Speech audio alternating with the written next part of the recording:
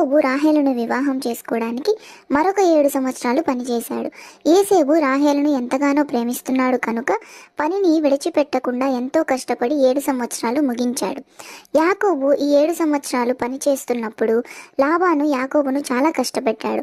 సంపాదించిన డబ్బుకు 10 రెట్ల డబ్బు సంపాదించేలా కష్టపెట్టాడు. ఇదంతయు దేవుడు చూశాడు. యాకోబు యొక్క కష్టం చూశాడు, లాబాను యొక్క మోసము చూశాడు. కనుక దేవుడు యాకోబు కుటుంబాన్ని చాలా పెద్ద కుటుంబంగా ఆశీర్వదించాడు. పశువులను కూడా దయచేశాడు. అంతా చూసిన లాబాను అతని కుమారులు చాలా అసూయపడ్డారు. ఇది చూసిన యాకోబు ఇక ఆ ప్రదేశంలో ఉండడం మంచిది కాదు అని తలంచి అతని కుటుంబం మరియు పశువులను తీసుకుని వెళ్ళిపోయాడు. లాబాను అతని మనుషులతో యాకోబును వెంబడించాడు. అయితే దేవుడు లాబాను కలలో కనిపించి యాకోబును బాధపెట్టవద్దని చెప్పాడు. కానీ లాబాను చివరికి యాకోబును కలిసి గొడవ పడాలని అనుకుని ఎవరు ఏ హాని చేసుకోవద్దని ప్రమాణం చేసుకున్నారు. వారి ప్రమాణానికి గుర్తుగా